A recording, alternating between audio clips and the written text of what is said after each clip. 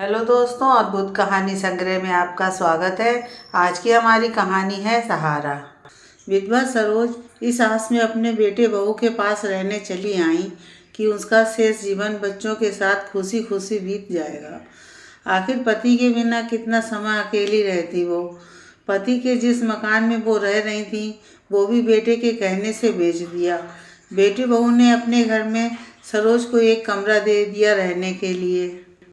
वो कभी मन बहलाने को ड्राइंग रूम में आकर सबके साथ बैठती तो उसकी बहू उसे डांट देती कि आप अपने कमरे में ही बैठा करो, हमने इसलिए वहाँ टीवी भी लगवा दिया है ताकि आप हमारी प्राइवेसी को डिस्टर्ब ना करें।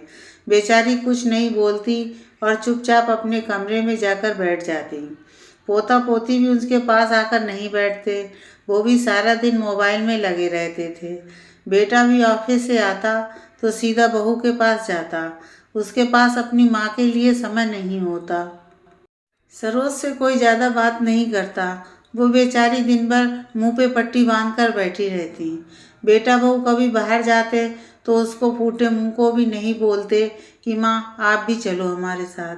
सरोज के लिए ये शहर नया था, इसलिए उसकी अकेले कहीं जाने की हिम्मत नहीं होती, वरना अपने शहर में तो वो अकेले मंदिर बाजार सब जगह चली जाती थी।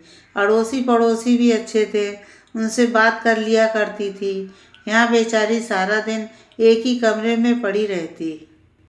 उसे ऐसा लगने लगा था मानो किसी आज़ाद पंछी को पिंजरे में कैद कर दिया गया हो।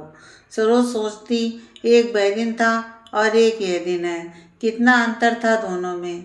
जब तक उसके पति थे वो कितनी खुश रहती थी, सारा दिन घर में चिड़ियों सी चहकती रहती थी, पति संग घूमती फिरती रहती, कभी कहीं तो कभी कहीं जाने का प्रोग्राम दोनों बना लिया करते थे। सरोज के पति को भी घूमना फिरना बहुत पसंद था। उन्होंने सरोज को सारी खुशियाँ दी, कभी किसी चीज़ की कमी नहीं रखी, बहुत प्यार करते थे उससे। सरोज भी अपने प्यार की खुशबू से पिया का आंगन को महकाती रहती थी।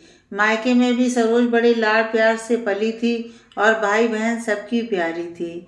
शादी के बाद ससुराल वालों से भी उसे बहुत प्यार मिला था। कभी उन्होंने उसे कुछ करने या कहीं आने जाने को नहीं रोका और किसी चीज़ की कमी नहीं रहने दी। सरोज ने पति संग खुशी खुशी अपना जीवन गुजारा और आज तो मानो वो खुशियों को भी तरस गई थी। अब तो उसका दम घुटने लगा था। वो इस पिंजरे से बाहर निकलने को जैसे छटपटाती रहती।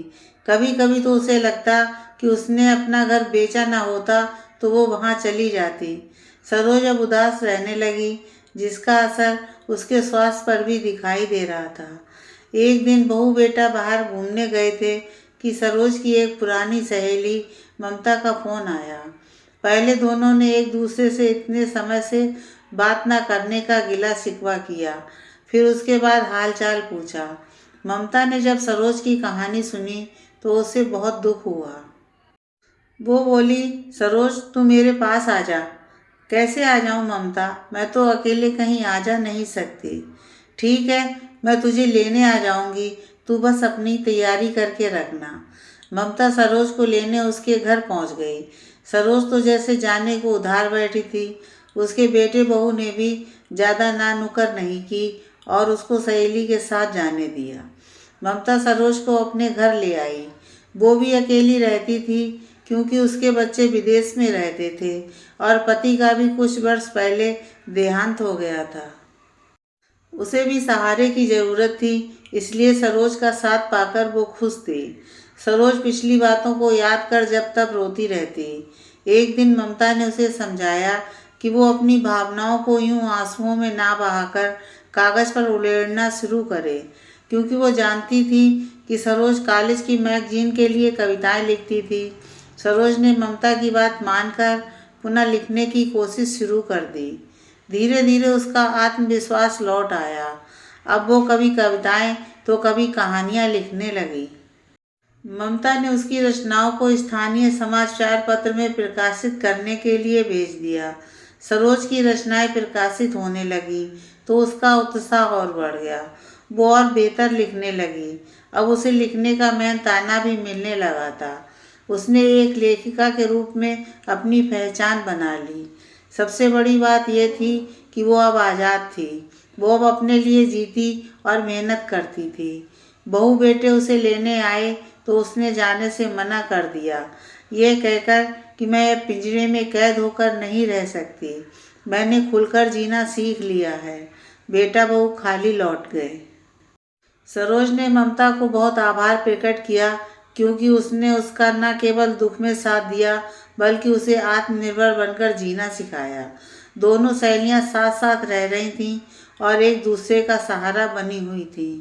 सरोज बहुत खुश थी और आसमान में उड़ने की चाहत लेकर आगे बढ़ रही थी, क्योंकि अब वो पिंजरे में बंद नहीं थी।